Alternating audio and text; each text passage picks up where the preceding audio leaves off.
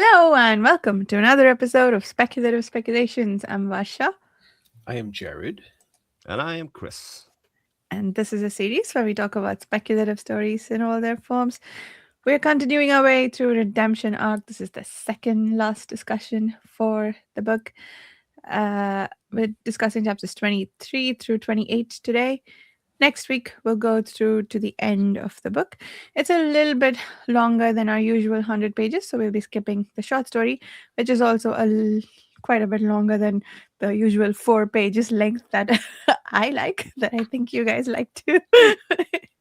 Mm. So we will probably pick up the short story again when we start Solaris the week after we finish Redemption Arc.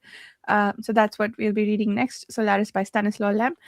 And we will probably most likely pick up the third book in this trilogy. Maybe we'll see. We'll decide between this week and the next for what we read after Solaris. Yeah, that's all the bookkeeping. So we'll start discussion of 23 through 28, which was a heated interstellar light hugger chase, which maybe ended badly for some people. We don't know. Or Mm. I don't know, would have made an excellent comedy if both ships had just like sort of disappeared from existence. you those chase scenes where like they get really lucky with so many things. I feel like this could qualify for that. It's like let's bump up to 5G. Let's bump up to 6G and see what happens. Okay. I mean like this guy. Okay, sorry, I'll finish my rant and then we can continue. I did enjoy this sequence, just so we're clear. But this so Clemaine's heard about an entire person being wiped, like scrubbed out of existence, and he still wants to do this crap. Like scared, not she hasn't heard about that yet. I guess now she will understand what the hell happened to that other guy, that Moenka is her name, was saying was her partner. But Mhm. anyway, interesting bunch of chapters. What do you guys think?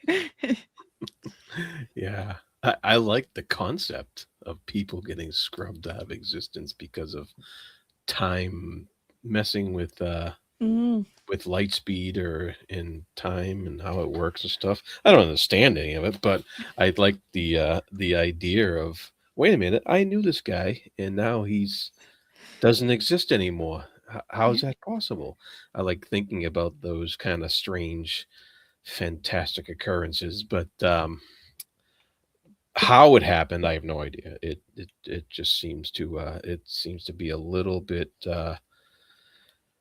I don't know if it's geeky sciencey stuff that I'm just not getting, or if it's just fantasy he's making up that I'm just not getting. I'm not sure which one it is, but it was fun. I feel like it's a little column A, column B, because there's probably papers about the stuff that he's writing about, but also how he's using them. I don't know. Yeah. Mm. Yeah, for me, this was not the greatest week for me to read this. I've been running this Mm. super high fever all week, and this did not necessarily make an awful lot of sense to me at any stage whatsoever. The little bit of A, little bit of column B, I was like, what? Normally I'm really into this stuff and I'm like, yeah, this is really cool. And I was like, what is going on? There's bubbles everywhere. And then like as you said, Varsha, the bit where he's like, we're going 5G, let's go to 6. And they're like, we can't go to 6. And then you hop forward 20 pages and they're 10. And I was like, what the fuck is going on? I read Crime and Punishment when I was really sick, and the whole book is the guy being sick and having a fever dream on and off, and Yeah. like I can't. It was too real to read while I was Oh having a man. fever. I guess this might qualify that the fever dream today. Yeah, I can just generally say I didn't love these 100 pages, but I mean, that was probably not the book's fault. That's fair. That's fair. Yeah. Uh, what the thing is about this situation where, you know, let's go to, what was it, five something or whatever? What do they call it? 5Gs, yeah. let's go to 6Gs, whatever. And they're both doing the same thing. Like uh, what's her name's doing it, and Skade. Scared. Ed and Levine. They're both thinking similar, you know, Yeah. and they're both obsessed, and they both have no problem at all putting their red shirts in danger, basically. Yep. Um, and and I almost like because this series so far has been so serious, and I almost wanted this to just slip into Hitchhiker's Guide to the Yeah. Galaxy terminology. Just pop them out of existence. Just start going, "Oh, look at that! Bob doesn't exist anymore," you know. And I so wanted that to happen, but he kept Yeah. it serious. I was dreaming about that last night. I had one chapter left when I went to bed, and I was dreaming about these ships going out of existence, and or like people. Just, like, that would Yeah, be cool. That would be a brave and impossible thing for an author to do with a right. book like this. You know, and it was like, and the ships went out of existence, and everybody cheered. You know, whatever it would be. Volyova and Kuri saved the day. These guys just like had no role to play. People have forgotten they exist. What Nightshade? Nightshade? What ship was that? Uh, so yeah, all that aside, um, we had somebody got the realization. I think who was it? Yeah, this dweeb Thorn here. Um, he he got the explanation that about the about the inhibitors, and that they may next try to take apart the sun, and thus Sun Stealer reference is made again. Um, we get another look at the inhibitor viewpoint with the whole you know the humans being a threatening infestation and stuff. um I mean, that's all pretty cool stuff. And that was all right at the beginning in chapter 24. Yeah, Yeah. I didn't love an awful lot of that stuff either, to be honest. They did that whole thing with Volova where she was going, "What do you think the inhibitors are doing? You know, what do you think this machine's doing?" And she goes, "Well, it's either this or this or this or this, or maybe none of that." And it was like, I actually went back and started rereading it, going, "This will be really important for what's happening." And then it just she kind of threw 3 or 4 different options about how it would kind of swallow the sun, or maybe spin it too fast, or any of that. All of which cool ideas, but it's probably none of those things, as it turns out. And it's like it was an awful lot of it felt like bait and switch happening throughout these chapters, and I could say the same thing for the Beast Revelation, which I'm sure we'll talk about soon. And a similar idea, stuff that we're supposed to really get invested in, but ultimately they kind of just threw away at the end, to kind of say, but it's probably nothing to do with any of that. Yeah. I mean, as fun as the disappearing people goes, is that another red herring? Is that another thing that's not going to matter once the inhibitors do what they're going to do? I wonder, the inhibitors have this inertia technology, right? I mean, I don't think it's headed anywhere in that direction, but I wonder if they can manipulate this ability to scrub things out of existence, to scrub out the inhibitor somehow, scrub out the fact that I don't think like we can be selective about memory, and I think the only, when things get scrubbed out, it's from memory. It's because the actual thing got scrubbed out, right? So like basically we've rewritten history to a certain extent to make that happen. So yeah, I don't really know how this will become useful. You're right. There's a lot, like even with the beast thread, I'm curious about how that will become significant. It is a consciousness of sorts, and I think the inhibitors are against consciousness. Or sentient consciousness. Mhm. And so on the one hand, these simulations are machines, and so maybe have a point of connection with the inhibitors, and maybe that's an entry point into finding a way to defeat or deter them. Mm. uh, but on the other hand, they hate consciousnesses, even the ones that they create themselves. And so how does that work? Like, how does the simulation interact with that? So, like, in as much as there could be any significance at all to to the simulations, because I feel like the whole Mr. Beast thread has to have a point, or why is it there? It's Well, not just one of yeah. it felt, and I hate to say this, it felt really Reamdy. Uh, Hmm, and so far as it interesting. was just like this thing that happened in the middle of the book, and we're supposed to really care about it, but I was like, but I don't know Mm, this guy. yeah, You know what I mean? I don't, and on one hand, Antoinette Dax is going mad. She's been lied to and terrible, and she's going to confront Xavier. And then she's like, "Oh, well, suppose it wasn't your fault." Yeah. Let's make love. Yeah, exactly. You know what I mean? It was like this massive thing. She was never going to go back on the ship, and then it was like, "Oh, well, I suppose so." yeah. Yeah. Yeah. You wonder. Yeah, you wonder about that because he's introducing these different things. So, how many of these things are going to play into the thwarting of the inhibitors extinction program? Is it because you get the whole Mr. Beast thing where it's Antoinette's dad's friend who had been watching over her whole life Yep. basically, It's a little and creepy. Yep. Yep. yeah, yeah, yeah. And then you got uh, this whole thing with Felka, who has this autistic quality, I guess, to Yeah. put the play with walls or whatever, and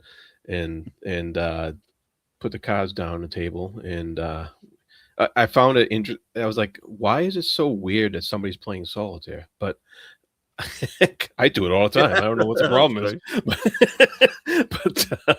but I guess it's not normal in this time period.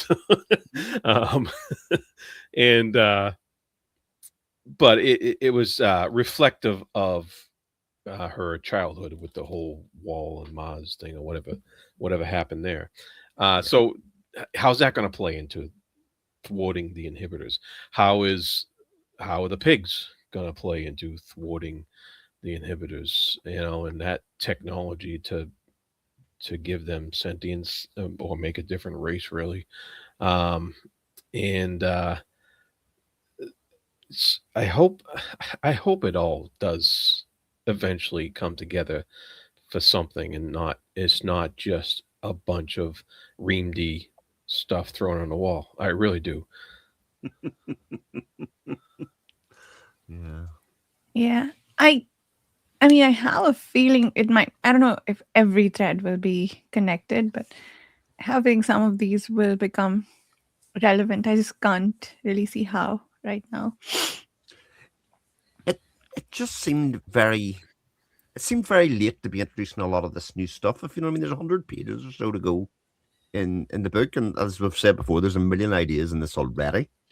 To then kind of go, oh, here's another whole lot of stuff, because it seemed like, to me anyway, the big thing that was centered around these 100 pages is this bubble technology, or this idea that they're playing with the bubble and the inertia bubble and all of that kind of stuff, and we see that play out pretty much up to the very very end, where it's sort of floated, and the implications are discussed with Clevian, but the impact is on Skade, which I thought was quite nice. I actually quite liked the way that was sort of managed, as they were sort of doing the same thing.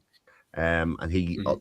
Skade basically got a bit greedy, so to speak, and we don't know what the outcome of that's going to be. But then we have all, like I say, all this other stuff. We're still talking about what the inhibitors are doing. We're still kind of delving into the mystery of the beast and why that's important. We have Scorpio and all of his pig gang, which I actually did like the idea towards the very end when Skade was basically saying, "Oh, so now lives are important," you know. when they're going to rescue Felker or otherwise, or not kill Yeah, right. Felker. Instead of, I thought that was a little kind of tongue in cheek kind of thing. Oh no, Yeah. no, Now, we're concerned about a that was life. with Clavane. Yeah, Yes, that was with Cobain and Tremontaire and all those kind of ones. So yeah, there's it seemed like there was an awful lot of new stuff here. When for me, I felt like the book should be sort of building up towards a sort of consolidate and bring it all together. And like you sort of said, first it feels like okay, there's a decent amount of the book to go, but there's an awful lot to kind of pack together in at the end here. Yeah. And back at Resurgam, apparently Volyova is considering blasting the inhibitor machinery to smithereens, and it's unclear whether they should provoke them right now or wait for some more evacuation. Did we have any mention of, or do you guys have an idea of the time difference between the two? Because these guys are supposedly going to get there in 60 years. So if we are simultaneous, then they'll get there 60 years after the evacuation. But I imagine the action has to happen along, like they'll probably meet Volyova and co at Delta Pavonis when they get there. So we have to be 60 years behind the Delta Pavonis time, right? Yeah, I would imagine so. If this is going to resolve in any cohesive way, you'd imagine that. Plus the other, because it's the presence of these weapons is what's drawing them anyway. Yeah. You've got to imagine though that the destroying of the inhibitors by the cache weapons isn't going to go well. No. maybe that's another cue for Sylvester to show up. Yeah. Oh yeah, that too. Forgot about that guy. Yeah. Yeah, what she said about the black hole stuff was interesting. I wonder whatever happened to Sylvester's supernova, formerly supernova, but maybe computer star. If they can do that to Resurgam's star too, and sort of like hostile take it over and prevent the inhibitors from doing anything with it. I wonder what role Sylvester will have to play in all of this, because he went to all that trouble, like we discussed last week, to bring up the fact and like remind us that Sylvester is still very much around and maybe taking an active role on what the inhibitors are doing right now to the system. So yeah. I thought it was cool that we spent a lot of time in the last book talking about how whatever happened to the Amarantans, that was caused by an event in their sun, right? Like their sun is what essentially destroyed them. And we didn't really wrap it up there, or we didn't find out what it was that happened to them. But I love that we're coming back to it now, because like the inhibitors are probably going to go for the sun now. But here's the other thing, and I think someone mentioned it in the book too. If the inhibitors went about it this way the last time around, then how come the system is still intact if they put everything back together? Or I think, again, this might be an alternative suggestion that came from the book itself, that maybe last time they did an easy thing, but because it's turned out to be a resistant pest, they've got out like the big pesticides, and now they're like going and restructuring all the planets in this system. Yeah, I mean, it wasn't the Amarantin being wiped out like 1 billion years ago or something like that? Yeah. So could the sun just have blossomed in that time? After being shut down for a little bit? I don't know. Yeah. Well, the planet's still there. Do you know what I mean? Resurgence still there. It's just that the life has been wiped out of it. So, do do you just block out the heat from the sun? That would just kill all Mm, life. Geez, you wouldn't Right. need to drop Yeah. the That's what I was temperature wondering. Yeah. of the earth too much. Yeah. Do Yeah. you basically create basically a reflective mirror essentially, and block the heat back?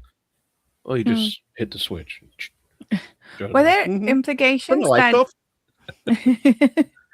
were there implications that it was a burning event, or was it I don't know, maybe I went drew that conclusion by default because they said the sun did something, so I just sort of imagined it enveloping the planet and like burning it out.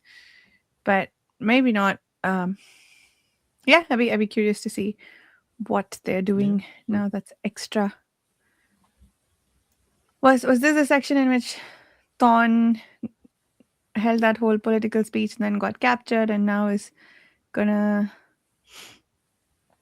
do another Right. They had to one where make he it. says, yeah, They had to make it look good. yeah. Yeah. Um, yeah. It was kind of strange because they're going through all this trouble to rescue these people, but they're going through all this trouble to do it in a way that looks natural, um, or that in a way that makes it think to make people think it was their idea rather than some off-world was going, hey, we're here to rescue you, and and then it kind of turns out it's not really working out that great.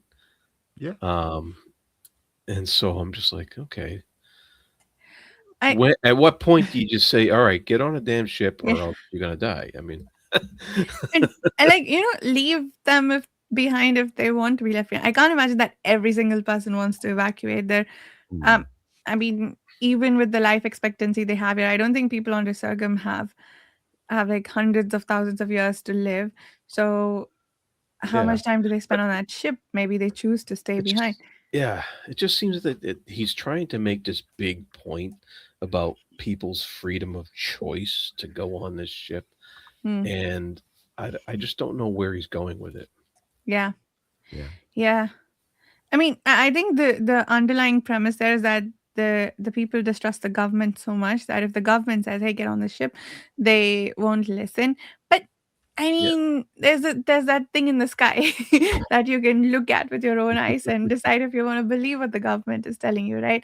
So I don't know that. Um, maybe at the time they made the plan, they didn't foresee that the structures will be visible from the planet sky. I don't know. It does feel like too much for too little. But they did all this planning with Thorn and all the rest of it, and Volvo just wants to blow everything up now, and Yeah. the hell with all that doesn't make any sense. Again, it's very Rindy in terms of like we've been through 100 pages of exposition here, and it's just like, but I've just decided I can't be bothered writing that part, so we'll just blow it up. Yeah. well, it hasn't happened yet. It hasn't So happened yet. That's true. I'm She has 30 days, 60 days. And she will consider backing off if they keep to their schedule, which, they're absolutely going to manage to do. yeah. Uh, Well, she has the captain back on side now. He's part of the team. He's gonna let her blow shit up with the cash weapons. yeah. So the other thing I thought of, it's not going to end this way, but like there's these 2 additional light huggers that are coming there, right? And probably have a whole bunch of shuttles. So maybe they come there and then they're speeding up the evacuation process. That's the ultimate goal in the story. It's not to battle it out yeah, for the weapons. yeah. they just are, being good Samaritans and evacuating Resurg. Our Yeah. ship's more comfortable than their ship. Come over here. Yeah, it doesn't have a creepy dude who's taken over the entire ship with the plague. Oh, but that creepy dude could be the key to stopping the whole inhibit. Who knows? Yeah. He's Who another knows? one. Yeah. All these semi-machine intelligences, the conjoiners, the Yeah. captain, the gamma alpha simulations, all of those. Oh, but that reminds me of this these officials nicknamed the Eraserheads. um, who Mr. Beast was basically hidden from. That was the whole Mm-hmm. thing behind that. And I was like, so they have this whole thing against basically sentient machines, really. These eraserheads and or illegal simulations of such. Uh, and isn't isn't uh what's his name? Wasn't Dan Sylvester illegally cloned or illegally Well, yes, he was the clone of his father, of consciousness Calvin. downloaded somehow? Um, yeah, yeah.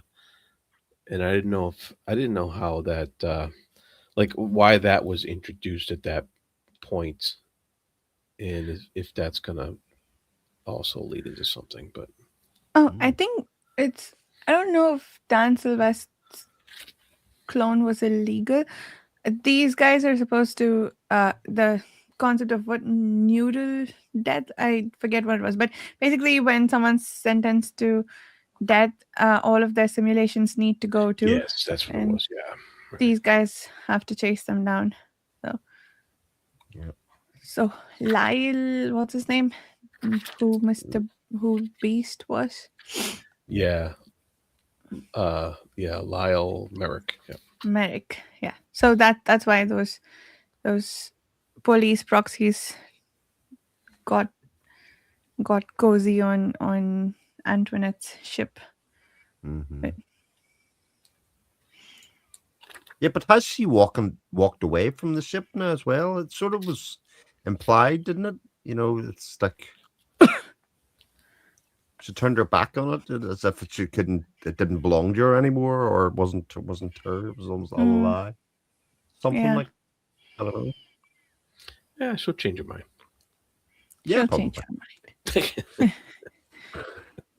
Especially with that heartwarming story about how her father was just looking out for her and Beast was just That's right. being a good friend. I mean, do you buy that? Like, why couldn't he tell her? Yeah. Why did it need to be That's probably the yeah. illegal aspect of it, right? That but was it, I mean, I think she said that that law was passed after he died, and the father must have set up the simulation before. So why didn't he But, tell us? Not like he knew but the why law was didn't coming. Xavier? Yeah, I'm like, Yeah. it's not that big a secret. Maybe I'm missing something. It's like, Honestly, this feels like one of those things that's set up to surprise the reader. The actual character didn't need to be surprised about it, but like yeah. but they could have done that with her knowing all along and reveal it to us later. So I don't know. I don't know why this had to be kept from her. Just trying to protect her. That's all. That's all. Yeah. In case somebody asks her questions. Sure. In case somebody asked the questions. But I mean, she got into a lot of trouble because she didn't know, right? Because she thought the police proxy won't find anything and she could chill. But actually, the police proxy was looking for something very specific that she could have been sentenced to death for. So it wasn't in her best interest to not tell her. So yeah, I agree. I don't know why it needed to be kept a secret.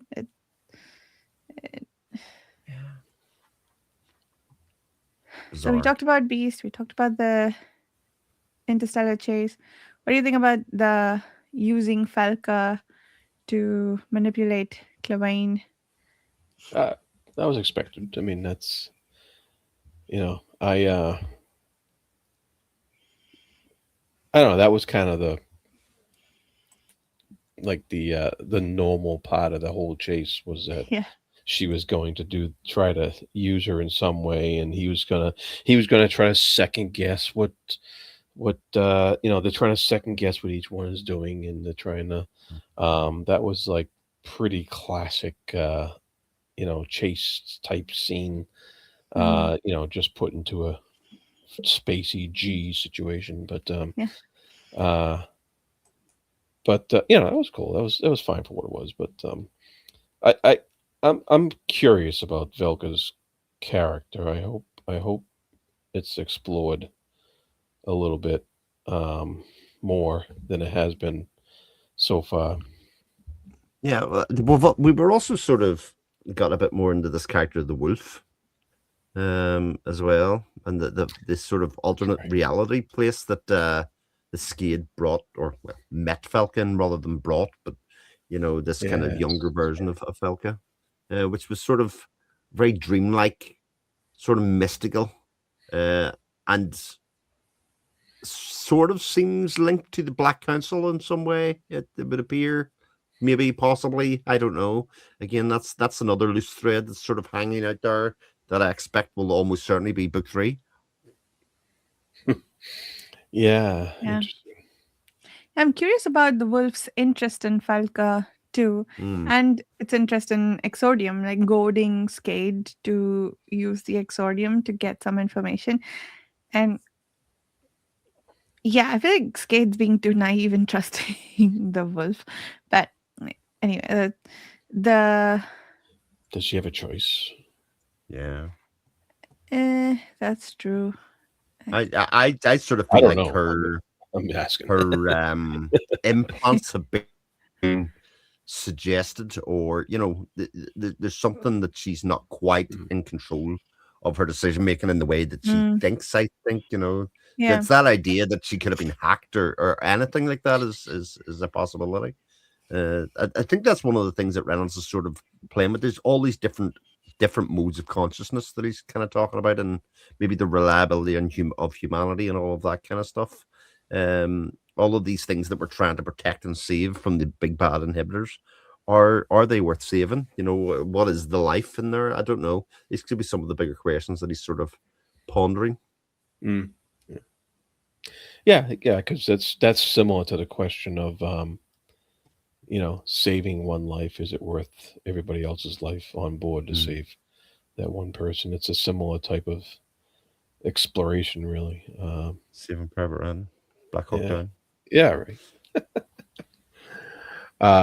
You know, it's interesting. I think that I actually enjoyed his descriptions when he got into that dream state of them being on the shore, whatever the setting was there, um, and because it actually his prose there felt a little more.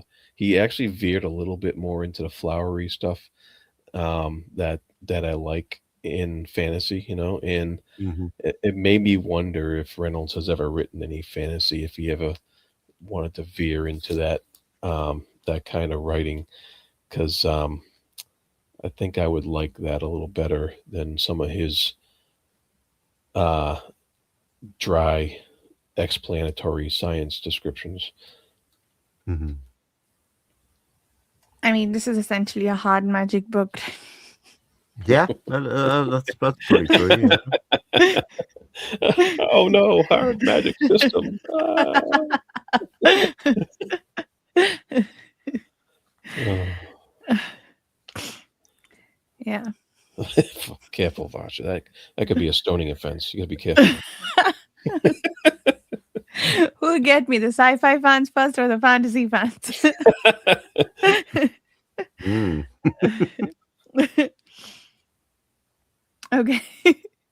What else? What about that pig Lasher who got a little bit of a backstory just before he exploded? Yeah, poor Lasha. We got the whole thing about how, you know, he thought Scorpio was dead, and you Yeah. know, oh, he was so sad, and you know, but at least he's back with his man, and he's gonna serve him to the ends of the earth, and then he's dead. Ah, well. Yeah. Poor Lasher. Great name though. Yeah. It's good stuff. Too short-lived. So, so a guy disappeared when they did the first experiment to go to what? Tachyon Mars. And now Skade has seen Moenka, is that her name, disappear? Hmm. Do you think when she mentions Well, Moenka now yeah, to everyone? yes. Yeah. Is she gonna bleed out of existence just like her husband? Yeah, is that the? Mm, Is that the? yeah. And then they'll say, "Oh, who the hell is that?" And then she'll realize what happened to the other guy too. Yeah. Yeah, I'm trying to think of what the Star Trek episode is. Next Generation episode. Which plays with this idea. Mm. Of somebody not Can't remember. existing anymore. Yeah, people blinking out of existence. Yeah, it's very much this exact idea. I'll not name what the episode name because I've just found it is, just because it basically spoils the entire how it happens and what it is. But it is very much this idea of Was it Wesley?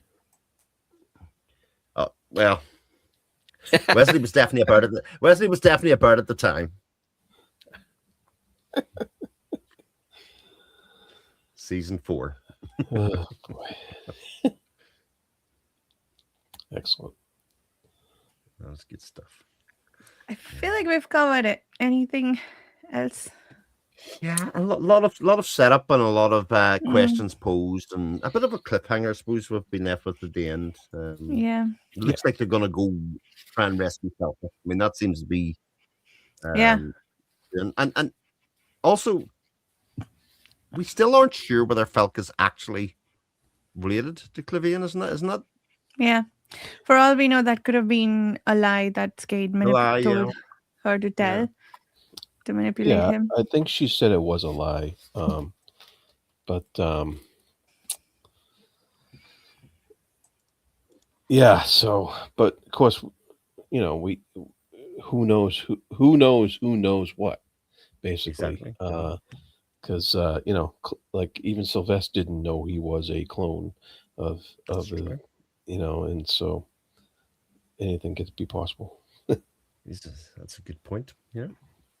And wasn't the wolf hiding something from Skade in the second time she went in along with Falca? There was something I don't think I fully followed the description to see what it was, but there was some part of the scenery that Skade noticed, and then the wolf quickly hid it away and said, never mind, you didn't see anything. Look there. Nothing to see here. Yeah. Go. Oh, look, a crow. Anyway. So yeah, I think that'll be interesting to see how it all comes together. Yeah. Let's finish this puppy off. Yeah. Mm-hmm. The end of this book is going to be interesting. Unlike Dream D. Well, we'll see. Actually, I don't know. Are we going to get 2 pages of exposition about how switchbacks work? Anyway, are we ready to talk about New Rose Hotel? And I forgot to say what short story in the introduction, but that's fine. But New Rose Hotel by William Gibson, which Jared will tell us all about and do a one-man discussion for it because Chris did not read it and I did not understand it. Yeah, New Rose Hotel, William Gibson, the famous author of Neuromancer. He in this we kind of get a little taste of the intrigue that Gibson brings to his little sci-tech world, and the fox is dead, and he said not to forget you. That is what this story is about. This story is about a man's relationship with a woman who is some sort of saboteur, corporate saboteur. And he gets these warnings not to get too close to her, too involved with her, but he obviously is. If you read the story, he's quite infatuated actually, and then things happen. I'm probably a little confused about what happens towards the end here as well. But that's not surprising with Gibson. From what I remember, I've read Neuromancer, and there was a lot in that book I didn't know what happened as well. Uh, so, um, but he does have some nice prose. I'll give him that. Yeah, descriptions were pretty cool, I think. Yeah, they They were. the setting reminded me a lot of Ready Player One, I Oh, think. really? Okay. Mhm. Like the notion of like these stacked what he calls coffins. I think in Dream D they had a little bit more room. Not Dream D, sorry, Ready Player One. They had a Ready little Player bit One. more room than that. But the stacked metal boxes which are now where people live. That whole idea that felt familiar to me from there. Yeah, and I really enjoyed some of his descriptions. Like he when he was saying about her, because it's in first person, and I forget this guy's name. I don't remember. I don't know who the narrator's name is, but the person he's fixated on is Sandy, and Mm, he he uh, he was speaking about her and said she couldn't talk. Uh, she was shaking for different futures and better pasts, and so Mhm. there was this sense of these characters being trapped in their present in their circumstances that they couldn't get out of, and that if only they had a different past, it wouldn't have led to this, and they have no chance of having a different future than what they're doing right now. And I kind of felt the story kind of focused on that, and they didn't have everything was just we have to be in the present now, and we have to do what we're doing. And I like that line right there. yeah, that's pretty cool. So he and this Fox guy ran some sort of heist, and then Sandy thwarted them, or they were helping them do. Yeah, okay, sorry, I really did not understand Yeah, the main premise. I just know that like she sort of betrayed them in some way. That part I understood. yeah. Everything leading up to that. Well, I don't know if she betrayed both of them or if she betrayed a corporation they were Mm, working for. mm, Um, and she, yeah, like I don't think she was working directly against them personally. I think mm. she was working against the people they were working for, Right. and he didn't care. He just he just wanted to be Yeah. with her. He didn't care that she was actually supposed to be the enemy, but um, whereas I think Fox knew and was Mm, trying to convince him not to be yeah. too engaged with her, but he had no problem with him using her if he needed to, and of course he also felt that she was using him for whatever reasons. Um, and the for these multinational corporations with all these dominant forms of intelligence and stuff like that, and intelligence, I think, information, I think in and of itself um, was a currency, uh, which that's pretty accurate today as well. But I learned a new word, this word called zaibatsu. Oh, right. The multinational corporations, the Japanese multinational. I looked that up. I Yeah, don't know it, but I looked that up during the story too. Yeah. yeah, because zaibatsu is information. It's Yeah. corporation as a life form, Mm, and it had to do with It was a Japanese word from pre-World War II mm, corporations and how they were then taken apart because of the end of the war. And mm. but that terminology he borrowed and he used and infused into his new Japanese future. Yeah. Yeah, so it's pretty cool. I had to What look it up though. did you did you get what the edge was that the Fox guy kept Yeah, philosophizing about? not really. I mean, I felt it was some kind of state or something like that you're in mentally Mm, when you're participating in this espionage game. mm, But I don't know exactly what it is. yeah, It was interesting. just a feeling. Maybe something like you're part of the corporation, but not really manipulating it from the outside. But you Yeah. have to be part of, kind of like a spy has to be, maybe. Hmm. Mm. Yeah. Yeah. And yes, I mean I did get lost. I got lost in the weeds by the time the end of the story came around. Mm, But I didn't mind too much because yeah, his writing is good. yeah, Uh, yeah. and like he had this one description where I stood and watched the rain fur the river with silver needles. I Mm, thought that was just beautiful imagery, you know? nice. Yeah, And I was that's just like, lovely. wow, that's awesome. I have no idea what you're talking about, but really cool. Yeah, and it's a bit of a tease because it's just like on the edge, pun intended, of like being able to follow what the heck is going on, but it ended just as I was starting to get it. Anyway, I think I do want to read more William Gibson, see what all the fuss is about, but this story wasn't for me. um, anything else before we wrap up? Yeah, it was tough. It was I think it would require a couple of readings to really get it and Mm, really parse things out to know what he's talking about because yeah, you have to you read a paragraph in it and you have to like just break it down and say what's he talking about in that sentence, what does that yeah.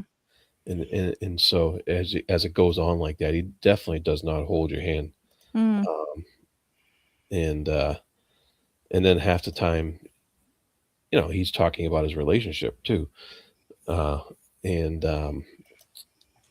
he says some beautiful things and sometimes and it's just but then you get lost in that and you don't know what's going on in the story. yeah. Coming in and out, the hot and cold of it all. Okay. Yeah.